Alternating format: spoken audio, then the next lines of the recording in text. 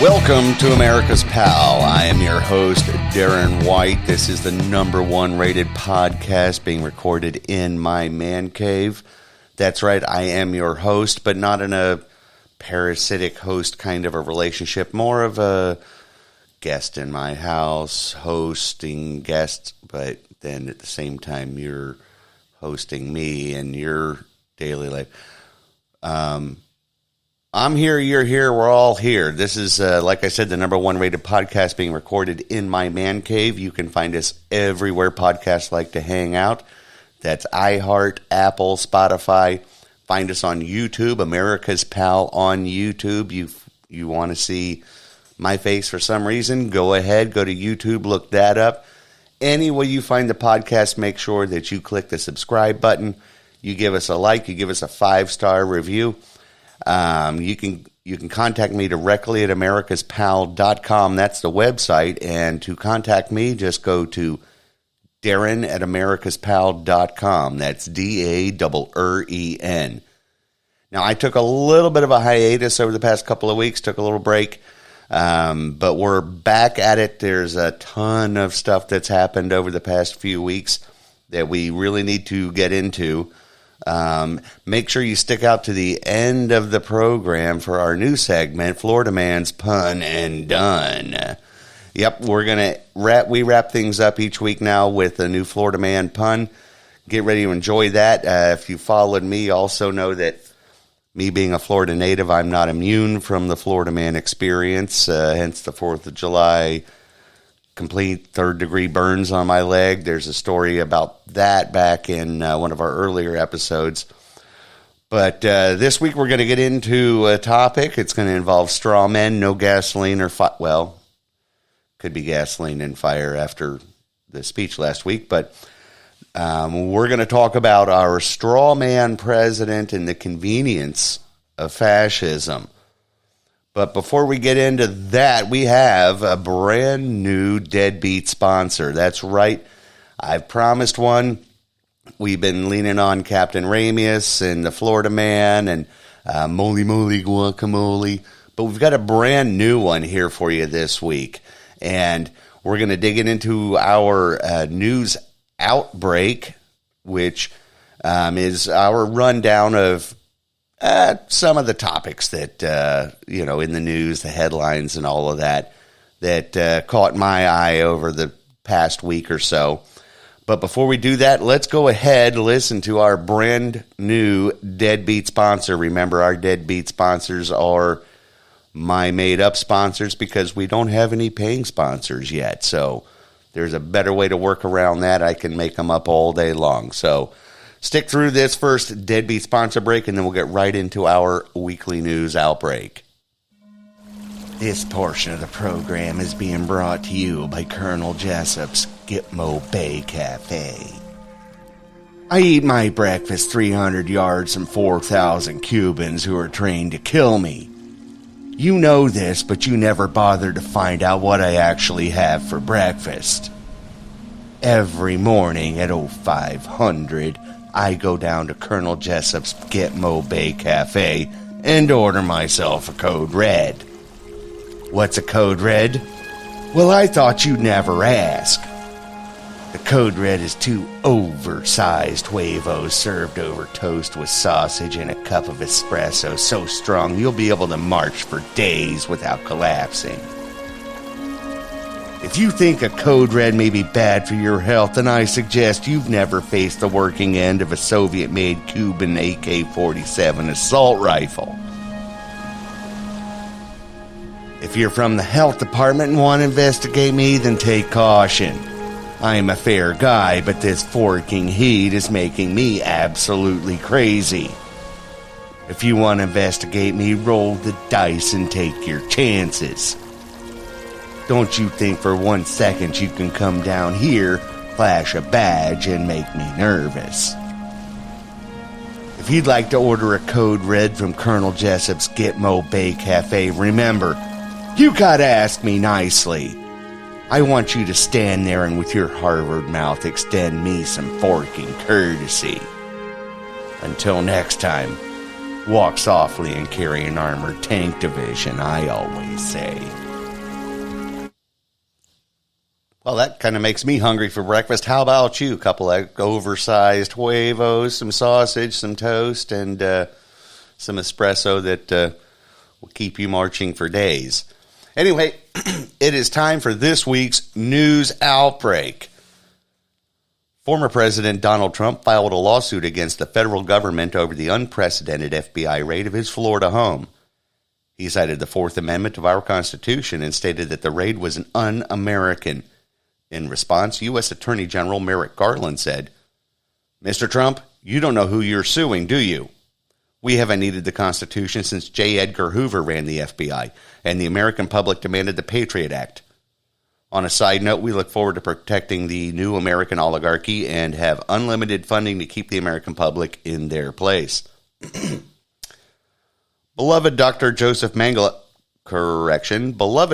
Anthony Fauci announced his retirement as the federal government's top global pandemic developer this December, just after the November midterm elections, which could put him on the hot seat for his role in creating COVID-19. When asked, Dr. Fauci said, after developing biological weapons for the past 120 years, I felt it was finally time for me to get back to my real passion. I look forward to spending my retirement on the island with Dr. Moreau and finally collaborate with some real scientists. The IRS recently realized that it leaked the information of approximately 120,000 Americans. Not to worry, none of the 120,000 names rhymed with Hunter or Joe Biden. California has mandated that all cars sold in the Golden State be 100% electric by the year 2035. Currently, 7% of Californians own electric vehicles. This week, California asked the 7% not to plug in their cars to prevent overloading the electric grid. Darth Biden gave a stirring address to the Empire in front of a blood-red backdrop and flanked by 2 stormtroopers. The soul of the Empire, according to Darth Joe, will require complete destruction of not only Alderaan, but also any state that chooses not to join his death march. From the MAGA GOP desk, conservatives nationwide responded to the president's divisively unifying speech by saying, "You keep using this word fascism. I do not think this word means what you think it means." Former USSR President Mikhail Gorbachev passed away last week at the age of 91. Shortly before his passing, the former communist leader who oversaw the end of the USSR stated that while communism was dying in Europe and Asia, it is comforting to know that it is still thriving here in the United States. New research shows that the COVID lockdown of schools has deeply impacted the reading abilities of students nationwide. When asked, White House Press Secretary Karine Jean-Pierre said COVID-19 has done exactly what we needed it to do. Keeping Americans broke, afraid, and ignorant is the primary focus of this administration and countless Marxists worldwide. In an actual attempt at fascism, New York and California lawmakers are pressing Visa, MasterCard, and Amex to flag firearm purchases. When pressed on the issue, Governor Gavin Newsom said, "Look, if you can't legislate it, you must follow Mussolini's example and partner the government with the private sector. You know, like a semi-fascist regime." From the Daddy Warbucks desk, President Biden is asking for an additional $13.7 billion more in Ukrainian aid. When asked, the president's beloved stepson and Ukrainian President Zelensky said, "I have no idea where the $40 billion you just gave me went. Stop telling me how to run my life." Speaker of the House Nancy Pelosi said recently that restricting abortion is sinful. The devout yet selective Catholic politician insisted that it is politicians who determine what is sinful, not God himself. From the Babylon Bee desk, the primary cause of global warming found to be massive dumpster fire burning at 1600 Pennsylvania Avenue. From the non-transitory inflation desk, beloved actor William Shatner was forced to discontinue his lingerie line. His accounting firm is blaming rising inflation, yet his marketing team is blaming the actor's demand to name the lingerie line after himself. Either way, Shatner panties will no longer be available to Trekkies worldwide. And that sums up our weekly news outbreak. We have another quick deadbeat sponsor break, and then we're going to get right into this week's topic about straw men and fascism.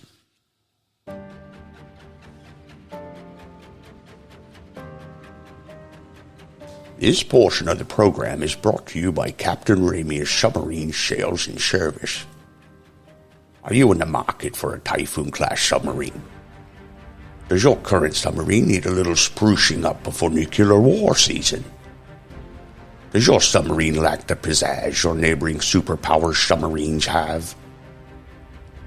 Have you recently acquired a super secret submarine and are looking to make some extra rubles or dollars? If you answered yes to any of these questions, then Captain Ramier's Submarine Sales and Service is the place for you. To contact Captain Ramier's Submarine Sales and Service, you must send one ping. One ping only.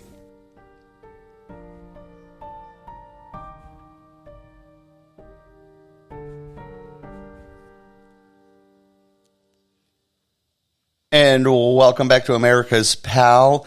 Seems fitting that we have a Cold War era deadbeat sponsor break after the interesting and unifying speech that the president gave last week in front of the blood red backdrop with the two Marines standing behind him, and specifically calling out essentially one political party over his, going right into the midterm elections.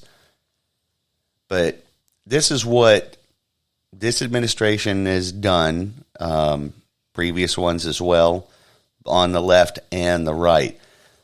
Today I wanted to talk about the straw man and how it's an effective political tool.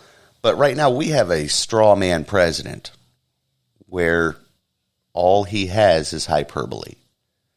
Doesn't have a record that's a positive one that he can run on. And there's something important to remember is that it is okay to be skeptical. If you're skeptical with temperance, if you can be skeptical of whatever side that you align with, whatever your tribe says, it's important to remain skeptical. And be wary. Reagan says to trust but verify. That doesn't just apply to the other side of the argument or the debate or your government. It applies to your own. So do we trust and verify? And half the time, the average American just trusts. So our president is entering the midterm election, and this is why anything that comes out politically or any action, anything that is huge breaking news, right before a midterm election, especially one where it's post the inaugural term of a president, where typically the political winds sway against the incumbent. The president tends to lose seats in the House, possibly the Senate. It's always a back and forth. It's a political pattern. So just before an election, there's a couple of things that can happen. If the country is heading in the right direction, then you don't really get those huge breaking news cycles. If things aren't going well, and the president has struggled to win over the American public in his first 2 years as president, then you start seeing a lot of breaking news, a lot of unprecedented things. This is not uncommon. It's not anything that we're unused to. if you just go back and look at election cycles and the news cycles before midterm elections, it's like I said, especially after a president's first term, after he's been elected, you'll notice that we tend to get into more military actions. You'll notice that we tend to get into more domestic issues. And this is no different. But what happens when an administration is not succeeding for the American people? Now his agenda could be succeeding. He could be getting nearly everything he wants, especially this president, because he has both chambers of the House. He has the White House. And the only check has been the Supreme Court, which is, even with the conservative or quote-unquote conservative justices that have been seated since the Trump administration, no, the chips don't always fall with the Supreme Court towards the conservative side of the debate.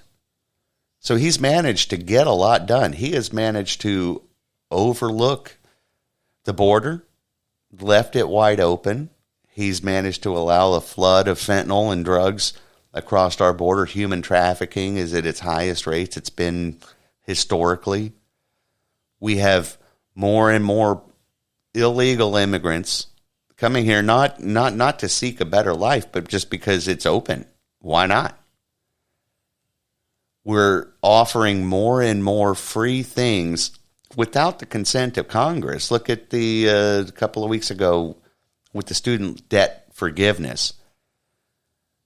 So we're looking at student debt forgiveness, which has a price tag of anywhere between $250 billion to $1 trillion.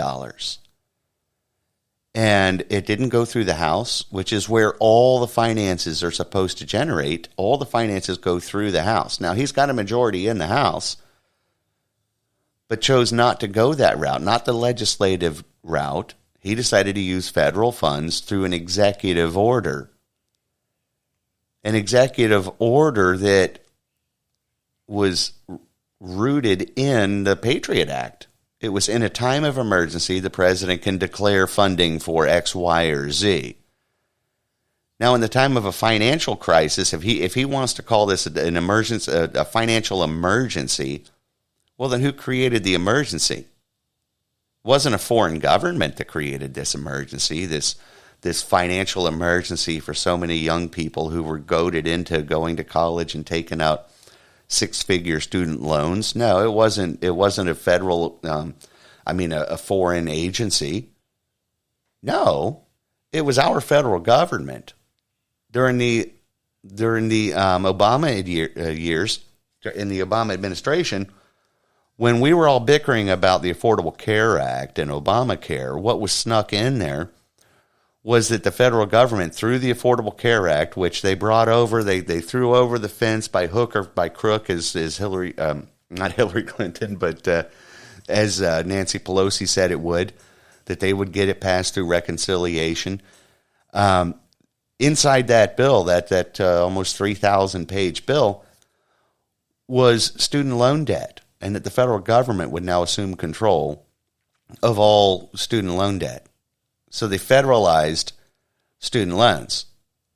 So now you've created a financial crisis, and then now today, the current president, using executive order, is saying, I'll solve the financial crisis by exacerbating the existing financial crisis, by absolving the debt. Now, it's not for everybody, and it's not your entire student loan debt. It's $10,000 or it's $50,000. There's no real metric that they're saying. It's just he's going to hand out free student loan debt. And again, look at the timing of it. Look at what we're up against. Our country is divided, but our country is also facing things that actually hit home. We're facing record inflation. We're facing gas prices that are higher than they have been historically. We've hit record highs just over the past few months.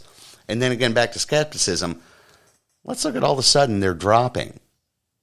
Now, one minute the president claims that he has no control over rising gas prices, but then when they start to fall a little bit, then all of a sudden he says, look what we did. We brought the prices down. Well, do you have it or do you not? You don't get both sides of the same sandwich here. Which one is it? Do you have control of it or not? Should we trust you? And the American public has said overwhelmingly, no, we shouldn't trust you. But we have a drug crisis in our nation. We have fentanyl deaths escalating every single day. We have a border crisis, and yes, it is a crisis. If you want to declare a national emergency, if you want to go by the letter of the Patriot Act, and I really no longer call it the Patriot Act because it is become this unpatriotic animal, which is basically just a blank check. It's an unlegislated, just a carte blanche of, well, if you can't govern through Congress, if you can't get the policies you want, then we just go back to the well of the Patriot Act, which is the most unpatriotic thing you can do. So here we are going into a midterm election, and I remind you on both sides, be very, very skeptical of what you hear. But our president has had to resort to a straw man. Now, what's the definition of a straw man? The definition of a straw man is a weak argument or opposing view set up by a politician, debater, etc., so as to be able to attack it and gain an easy and showy victory. So you set up this weak villain that you made it up yourself. And you're going to beat the hell out of it because, look at that, I'm strong. I've created this villain, and now I'm going to beat it. It seems almost like the student loan debt crisis, which isn't a crisis. It's a crisis of responsibility. But again, they set up a weak argument, and then they go after it. And it becomes the buzz. It's the talk of the town. It's on all the media outlets, is this new thing that we're supposed to be worried about. And then the president's going to strike it down, and he's going to defeat it. And it's an easy play. It's a layup. It's something that all politicians do. It's on the left and the right, is where you make up somebody that you met. It can never be verified. You know, I met Earl, the presidential candidate. Will be like, well, I met Earl last week when I was in Des Moines, and he's a farmer, and his big problem is that we don't have enough sustainable energy, and we can't produce enough sustainable energy to keep our farm alive, blah, blah, blah, blah, blah. And that's why I'm going to initiate my policy and my green policy or whatever to help Earl. You keep naming Earl. And then you got the Republican on the other side that talks about women's pay disparity or whatever that myth is. And then you got somebody like Mitt Romney comes up and he's like, I have binders full of women. Well, that's another straw man argument. No, you don't. You don't. It is what it is. Just own it, move on, let people make a rational decision. But it's always this straw man. It's a made up, weak argument. So here we are, post-Trump, and yet he's not on any ballot.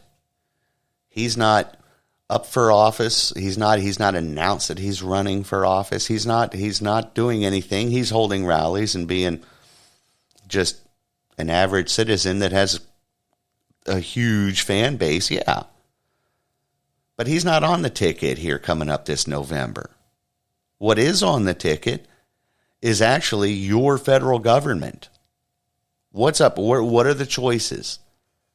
Those bold colors or the pale pastels? What's on the ballot this year? It's a repudiation of the past 2 years. A repudiation of 2 years of chaos, 2 years of record inflation, 2 years of gaslighting, 2 years of this continuation of COVID, this strict adherence to the vaccine that's not a vaccine, this perpetuating fear. Every couple of weeks there's a new thing to be afraid of. So, yeah, keeping people broke, ignorant, and afraid is what this administration's policy is. So leading into, here we are just the first week of September, and the president decides he's going to have a speech, and he's going to talk about the soul of the nation. Anytime a politician tells us who we are, it's that's not who we are. That's not us. That's not America. Well, you're defining America based on your straw man argument. So they all do it. But Joe Biden had an odd way of doing it with the blood red backdrop and the two Marines behind him in front of Independence Hall. But if you're at least skeptical about what's been going on for several years, then you can kind of look to this crescendo that's been building. And then when Biden took office, and then it was like somebody flipped a switch, and all of the gains were just vanished, just thin air gone. Fuel prices started climbing. Rumors that the dollar wasn't worth as much, that COVID was only getting worse, the vaccines weren't working, myocarditis among kids, all of these things, and they kept building this crescendo. And as this president's dream of his agenda was being received so poorly by the people that voted for him, the people that actually did vote for Joe from the basement, it's even now being received as poorly as it has, where I think the latest polling is showing that over half of Democrats would prefer he not run again in 2024. So we start seeing that maybe the heart of the nation is kind of moving away from his agenda. But then all of a sudden the tone coming from the administration shifts away from policies that they want and moves more towards really, really dark straw man arguments, where they switched from calling Americans, every time in politics, it's my friend across the aisle, which means you really hate their guts in public. You go behind, closed doors and your best buddies, and you figure out what trade deal you're going to work out so that you can gain more wealth. But they used to call the opposition friends. Obama changed that on Univision back in 2012, I think it was, when in Spanish, what was said is that my enemies. So the opposition is now an enemy. And that's kind of been fomenting for the past several years. And then we get to a point where they've overlooked actual physical violence, actual physical overthrow attempts by groups called Antifa, the Marxist Black Lives Matter organization.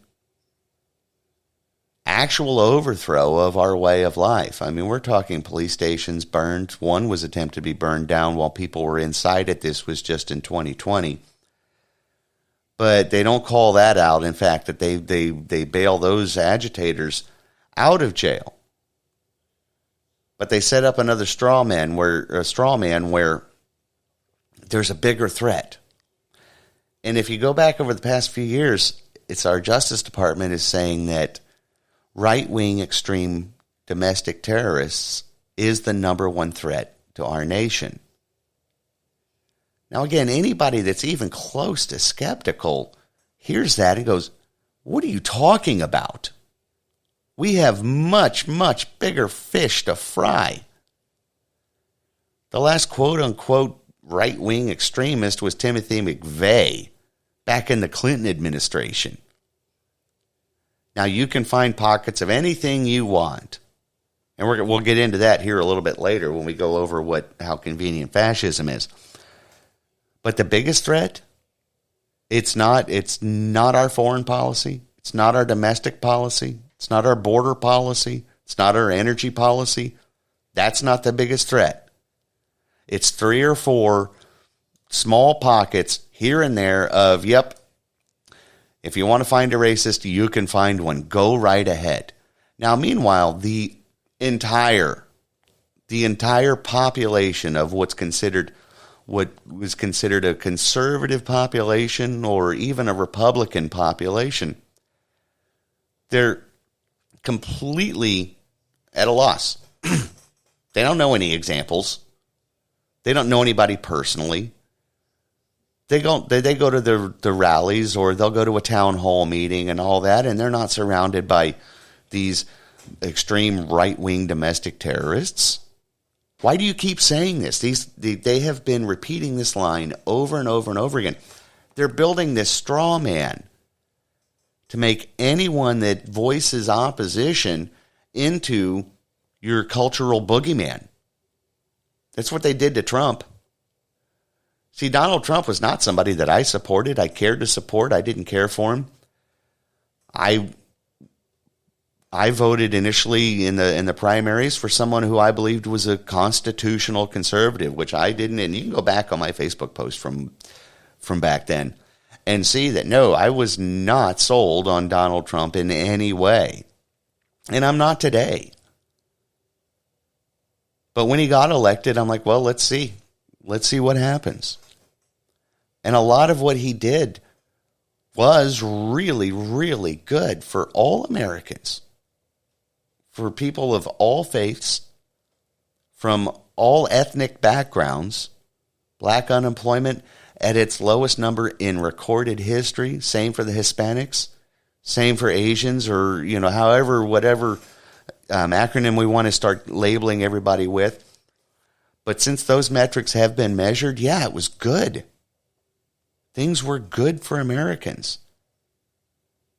His stand on getting out of needless wars, which was one that was not a Republican concept. He was outspoken against Iraq back when we first went in. He says we don't need to get into these needless wars. That's something that he's actually stayed true to. He's not flip-flopped. And then his entire term in office, no, he didn't. But what was so extreme about him? They labeled him, the press and the left wing labeled him a racist. What are the examples? And then they go back to Charlottesville, where one comment that's isolated, part of a sentence, where he was talking about, he had just got done disparaging the racists in Charlottesville and saying that there's no place in America for that kind of ideology, and then said that the vast majority of the people that were there to support history, our statues, that we can't forget it, even if it's a bad part of our history. And he said there's good people on both sides of this argument. And then the networks did what they always do. They isolate a couple of words, string them back together, and then next thing you know, you've got a racist straw man. It's not true. There was absolutely no truth. Donald Trump's entire professional career, no examples of racism. Don King loved him. Al Sharpton loved him. The Reverend Jesse Jackson loved him. Rappers all rapped about his wealth, his everyday man persona, even though he was a billionaire. So they built this straw man. And you go down the list of this straw man argument against Trump and how extreme he is. The problem is there's no extremism there. But at the same time, don't be naive. Be skeptical. And there are countless times throughout that administration that I called things out. Things that I did not appreciate. Steps that I did not think would be good for our nation. Ways to heal it. Executive orders. The way we solve some of these issues. No, there was plenty that I disagreed with. The way he handled COVID-19, sure. It's a 50-50 split until you get to Operation Warp Speed. My opinion, he did very well to go, let's address what this is. find out what the solutions are, how to keep Americans safe. And then every single option that he agreed with was lambasted by the media because they had painted him as this extreme character. So this straw man argument has been brewing and brewing and brewing for decades. It's a political tool. But when you've got the help of a sycophantic media, then it's a lot easier to turn that straw man into an able-bodied evil, which is what they've managed to do for a large portion of the population that's either not really interested in being skeptical or just go, hey, just whatever it is, I want to live my life. And it's an effective tool. So that straw man of this extremist, this right-wing extreme thing, has been brooding and brooding and brooding, and then January 6th becomes this huge failure on society. It was the perfect opportunity. See, we told you. We built the straw man. We made that right-wing extremist. And look, out of 1 million people here, there's a few hundred, most of who simply wandered into the Capitol. Yes, it is that evil. And yes, you do have a very small handful of people that did despicable things, whose intentions were no good. And then if you're going to be a skeptic, then you also have to wonder, is this not something that they wanted to happen, that they have been goading? If you look at the straw man argument for the past few years, yes, it fit right into the narrative. Goad them into a fight. Goad them into something, and then we can run with it. Next thing you know, we've got 2 years of hearings, countless investigations. You've got 65-year-old grandmothers with heart conditions or cancer being put in jail. People that are living without due process, without a speedy trial. Meanwhile, 2 or 3 or 4 or 5 people actually got charged with something well-deserving. Believe me, they deserved it. But it kept building to that crescendo, and then they've run with it. They've run with it. See, you've solidified our narrative. You put meat on the bones of our straw man. Our weak argument now has blood flowing through it. And then now that we're getting into the midterms, we're starting hearing different mantras. We're hearing that the last time we talked, episode 11, we were talking about how the FBI is now targeting people with right-wing symbols as potential extremists. We talked about the Betsy Ross flag, which I showed you is tattooed on my shoulder next to a cross. Religious symbols are also deemed potential right-wing extremists. The Gadsden flag, the Monabi, come and take it.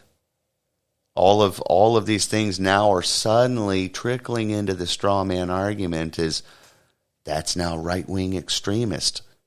And they've been able to paint this with just enough truth. A couple of people here or there.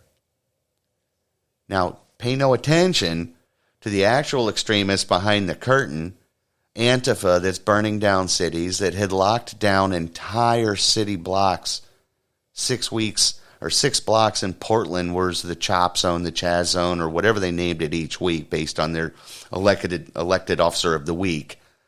But that actual violence, the riots, the mostly peaceful riots that did $2 billion in damage to private businesses in the most underserved communities across our nation. Pay no attention to any of that. We need you to be laser-like focused on this straw man. And we managed to find a couple, 3 examples of this. Then, once you get to the past the straw man tell, then you get to the straw man solution, which was the FBI using the Patriot Act, investigating parents of kids at school board meetings. They used the Patriot Act, deeming them potential domestic terrorists, simply because they were calling out either the Marxist agenda in the curriculum, and we spend a lot of time talking about Marxism here, but parents that are concerned about the Marxist agenda, or transgender students raping other students in bathrooms that they're now allowed to go into, and that our Justice Department felt it was necessary to send to the FBI to these parents' homes who simply want just a basic education, not indoctrination, but you're the domestic terrorist. But then over the past few weeks, some things have changed, and it turned into, they shifted the focus from domestic terrorists, right-wing extremists, to full-blown but quasi-fascism. They started calling the president himself many times, is calling MAGA supporters, and he keeps using the word MAGA supporters as semi-fascists.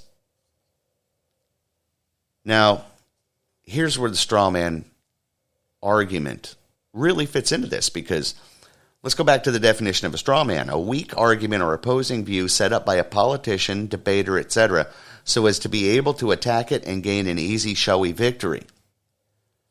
Then right before the midterm elections, when things are looking bad, and then they get the left gets a little bit of momentum and saying it's not going to be a red wave, blah, blah, blah, whatever it may be, they start shifting the narrative and start calling the right wing of the American political lexicon semi-fascists.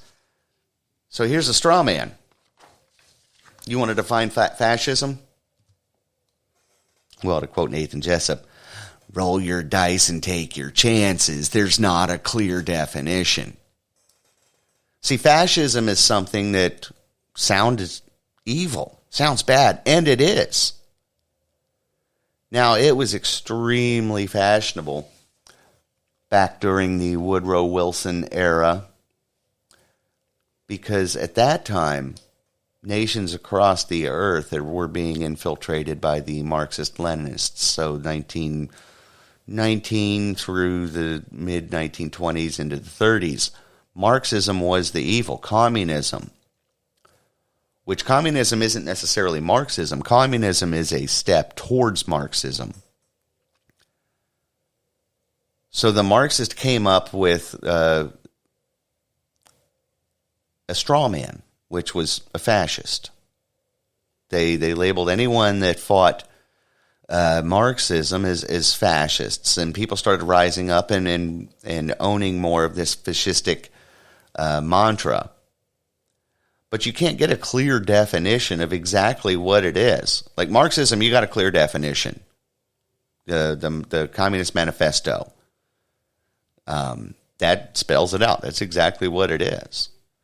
Our government, our republic, has a very specific set of laws, defines what our republic is, what our form of government is. But fascism is more of an ideal. It's a description. And it can fit any narrative. So you can look up countless definitions of fascism and go, yep, see that? The opposition there, yep, they fit right into there. And I can do that on the right. I can call out fascism, which is it's actually more of an adjective than it is anything. And I can say, yeah, this level of corporatism is fascism. The method our current administration, Joe Biden's administration, is enacting laws that he can't get passed through Congress. He's partnering these public-private partnerships. That's fascist. Okay. So then you go to another part of a definition of fascism where it's nationalistic pride, racism, things like that. You can find a racist anywhere you want. You know, you can't swing a dead cat anywhere without hitting a racist, according to the press. And if they can't find one, they'll make one up, i.e. Donald Trump. So fascism is such a loosely defined ism that it's easy to paint anyone with that brush. You look at Italy, Mussolini's fascism was a corporate one. He partnered with the corporations or the large companies where it wasn't communistic. You were still free to have your business and all that, but it is in your best interest to go ahead and enact my policies. The same way Joe Biden has partnered with Facebook and Amazon and Google, and where they lean on the information, Twitter, they lean on the information, say we've partnered with these private corporations in order to protect speech, which means limit, to censor speech. So the federal government can't censor speech. So these corporations more than happy to do it because they want a seat at the high table. And they have one with this unholy alliance between, in our republic, but the partnership between government and business. There should be none. It's how they enacted vaccine mandates. Same way corporations that do business with the federal government must go ahead, mandate this thing that we can't enact legally through our laws. The Supreme Court has already said we're not going to do it. So they partner with companies that do business with the federal government, companies like Raytheon, Leidos, your healthcare companies, anyone that takes federal funding. And they're like, hey, if you don't do it, we're just going to cut your funding. You're not going to get the next contract. Well, that's corporate fascism. That's Mussolini's fascism. In Germany, where it was fascistic in nature, was when it came to race. Hitler was a renowned racist, believed in one superior race over the others, believed that Germany, the nationalistic side of it, was that Germany was not only the superior nation, but it was to be the nation. And so the nationalist socialist movement was also fascistic in nature. France had a more democratic with the Franco-fascists, had more of a democratic approach to fascism, but still fascism in itself. So you can go through any definition of fascism, and I can compare left wing to it, I can compare right wing to it, I can compare anybody that waves an American flag to fascism if you wanted to. If you really wanted to just grab onto that straw man, hang on to it, this is the hill you're going to die on. So I'm wondering, why are we labeling, why is this administration now labeling the opposition party fascists? And it kind of hit me the other day. I'm like, well, guess what? Guess what all the definition of fascism, fascists have in common? They all hate Marxists, which seems weird. So if you're going to keep calling your opposition fascists, by default, does that make this administration Marxist? Now, like I've said, we've spent plenty of time talking about the Marxist trends in our nation, how Marxism has been infiltrating our country since the 1917 through even the McCarthy era. McCarthy had it right, except that his methods were, let's say, suboptimal.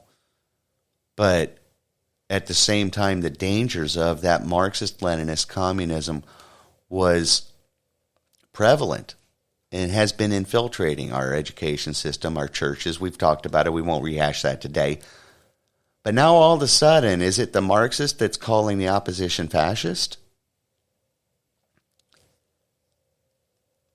Then we get into the president's NATO speech from last week. And he talks about the soul of the nation. And again, anytime a politician tells you what the soul of the nation ought to be, you probably just go ahead, blink out, and I don't care. If it's euphemisms and if it's idealistic, if it's not what our nation is as defined by our founders, by our rule of law, then just really tune it out. But I would like to say that the beginning of his speech, which was, 23, 24 minutes, which was impressive that he managed to muster that many words together. And he didn't really speak in a lot of German, except for when he kind of got himself into the weeds. But so it wasn't really much German translation that he was trying to cover. But the intro, I thought, actually was really nice. I thought it was genuine. It was full of, generous. It was full of your platitudes that people tend to enjoy. Common things common threads that we can all kind of get behind and all that. Then he kind of lost the unity point and went off the rails when instantly he went into just constant MAGA, MAGA, MAGA. How many MAGA euphemisms are there? It's like Ultra MAGA, MAGA Force, MAGA Extreme, MAGA this, MAGA that, MAGA that. And it was just over and over and over again. It's like, we get it. You've got two soldiers in front of your blood red backdrop looking like something straight out of Star Wars, and you're essentially really pitting the rebels against the the Empire. I mean, it really kind of took that kind of a Star Wars kind of a theme.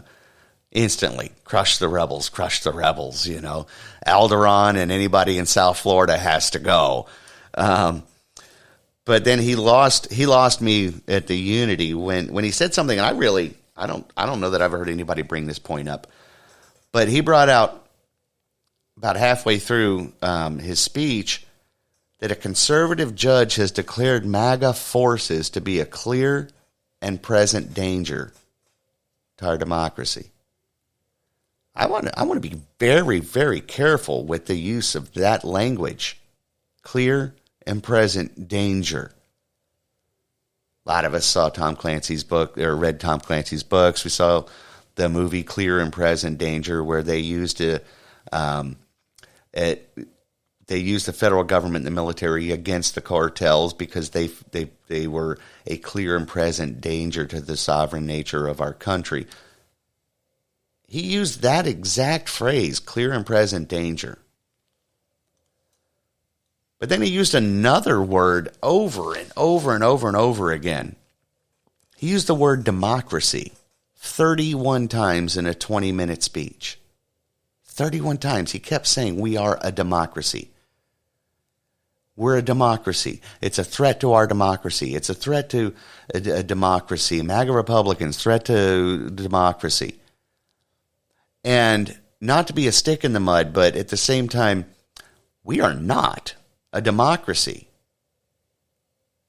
See, a democracy is no more just and good as fascism is, because it's a whim.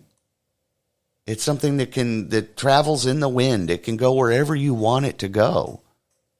As long as you've swayed the masses in one direction, that's where democracy goes. Look at our woke culture. If you want an example of pure liquid democracy, then look at our woke culture. The mob can cancel anybody at any time. They can ruin your career, not through legislation. They can ruin your career. They can silence you. They can unperson you on the internet. They can make you disappear. That's democracy. We are not a democracy. But why did he keep going back to, we're a democracy, we're a democracy, this is our democracy, freedom is based in democracy. Freedom is not based in democracy, people. Freedom and liberty is based in laws of the people, written by the people, not democracy. Democracy is the antithesis of liberty. If it's to be pushed around by oligarchs and presidents and administrations based on whatever whim that pendulum wants to swing at. No, we are not a democracy. We are a republic of laws. Now, those people are elected democratically. But our founders were very, very specific that our democracy was to be limited, tempered by a prudent government, a limited and small government. None of these things were extreme. The only reason these things are extreme is if you want to destroy our republic. Now, where do we go? There's no point in arguing with straw men. There is no point in arguing the point. So you have to stand firm on what we actually are. The straw man argument must die. It must go away. It must be discarded. The straw man argument of the domestic terrorist that's the average American, the straw man argument of fascism must go away. Look at the principles of our nation. Don't get sucked into arguing, I'm not a fascist, you're a fascist, blah, blah, blah, blah, blah. Don't get into that. Mark Twain said, never argue with a fool because she'll drag you down to his level and beat you with experience. This is what this administration is hoping for. Drag you down to their level and then beat you with experience on how to be stupid. So no, don't jump up and say, I'm not a fascist, you're a fascist, and you're fascisting as fast as you can fascist all day long. No, you're actually a Marxist. That is what you want. Hold them to that. Because Marxism is something that's tangible, it's spelled out, and it is evident, and there is plenty of evidence over the past 100 years in our nation that those elitists want to drag us into Marxism, not fascism. And the right wing doesn't want to be a fascist any more than the left does because nobody knows what the hell that is. No, we are Americans. We don't have a dog in any Marxist or fascist fight. We are Americans. We are unique on this planet, and we are better for it. The soul of our nation is that individual responsibility that he wiped his nose with in that speech. No, you are the government. You are her strength. Don't fall for this straw man argument, wasted time, nonsense that just all it does is perpetuate the democracy they want to throw us into in order to collapse our republic. Our republic dies with liquid democracy. Our founders knew that pure democracy was suspect and a fleeting one. But our republic of laws could be a lasting liberty if we could keep it. Let's not fall into the trap of arguing about straw men. Call them out. Call them out on their nonsense. Call them out. Say that's a straw man argument. You're full of garbage. None of that's true. Hell, he can't define fascism any more than anybody else in America can, and I'd be surprised if he can define anything other than ice cream at this point. But our founders knew that democracy is not what our nation was going to be, that we were to be a republic. Ben Franklin said we were a republic if you can keep it.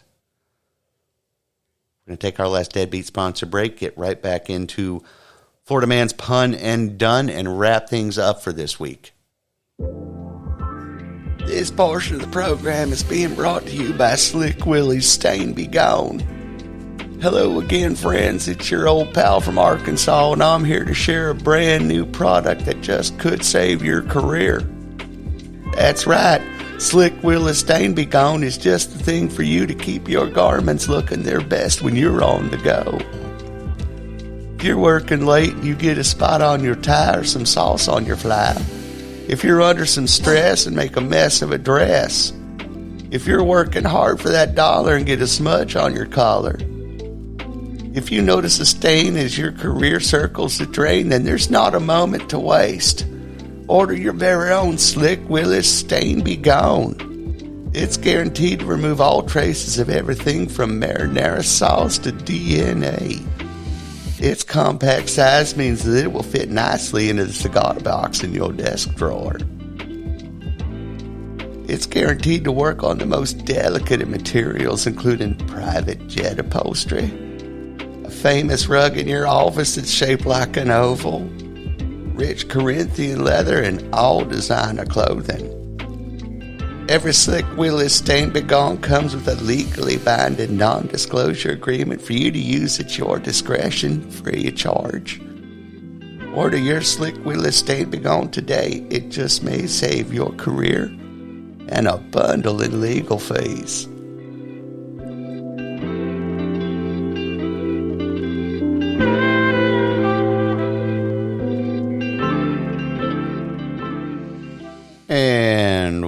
welcome back to America's Pal, the number one rated podcast being recorded in my man cave. It's time to get right into this week's Florida Man's Pun and Done. That's right. Welcome to Florida Man's Pun and Done. We've talked pirates in the past, but today I want to talk a little bit about farming.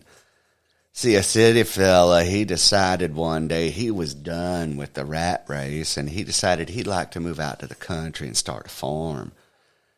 Now, he loved chickens, and he figured what a better opportunity for me than to get a little piece of land and become a chicken farmer. So this city boy, he goes down to the ag store. That's where you buy stuff for chickens and livestock and their feed, and you can buy chickens and all these things. And he says to the man behind the counter, he says, "Excuse me, sir, I'm from the city and I'm looking to start my very own chicken farm. I would like to purchase from you everything I need to start a chicken farm." Now, this man at the ag store, he was more than happy to oblige. So he sold this city boy 100 young chickens. He sold him all the food that he would need. He hooked him up with someone who could build a coop and all of the things you need to keep chickens alive. So this young city man, he takes the 100 chickens and he takes all of the feed and everything you need to feed chickens and raise chickens and grow more chickens, and takes these 100 chickens. And the ag store man, he says, "Boy, I sure hope this young man knows what he's doing. It ain't easy." Well, a week later, the young man, he goes back to the ag store, and he says, "Sir, apparently you've sold me bad chickens. I've lost all 100 of those chickens. Not one of them has survived the week." So the ag store man, he says, "Boy, that sounds terrible. I hope everything's going to be okay. Can I please give you 100 more chickens that may be able to survive more than a week?" So the young man says, "Yes, I'm more than willing to try again, and I appreciate you offering this warranty. So I'm going to take these 100 chickens home, and hopefully they'll survive, or else I feel like maybe you are selling me a bill of goods, sir." So he takes these 100 chickens home. He's already got the coop. He's got the food. He's got all the land. He's got everything he needs. And a week later, he goes back to the ag store, and he's very, very frustrated and upset. And he says to this man, he goes, "I believe you are selling me dying chickens." And the ag store man says, "Absolutely not. And if you want a warranty, I gave you 200 healthy chickens, which you have managed to kill. So I will not give you 100 more chickens, but if you'd like to give it another shot, you feel free to purchase at a discount 100 more chickens, my cost, no markup. I will sell them to you at my cost." So this young city fella, he takes the 100 chickens, very upset, and says, "This man does not know what he's talking about. I'm an educated man, and I know I can keep a chicken alive." So he takes these chickens home, the 100, now this is 300 chickens, and does the same thing he's been doing all these 3 weeks, and yet another week later he storms in to that ag center, and he says to the man behind the counter, he says, "Ag man, you are selling me a bill of goods. That is now 300 dead chickens I have on my farm. I am running out of places to put dead chickens, sir." So the man behind the counter says, "Young man, there's obviously got to be something you are doing that is wrong." And the young man says, "Absolutely not. I've got the coop, I've got the feed, I've done all of it." And the man behind the at the ag center, he says, "Sir, you have to tell me exactly what you're doing that you think could be wrong." And this city boy, he looks him straight in the eye. He says, "Perhaps I don't know what I'm doing. Perhaps I am burying them too deep or either too far apart." You know, plant chickens. Anyhow, Florida man's going to Florida man whether Florida man wants to Florida man or not. Anyway, thanks for tuning in this week. We've had a great time talking. Welcome our new sponsor, Gitmo Bay Cafe. Get yourself a Code Red with some of them extra large huevos, and we'll talk to you next week.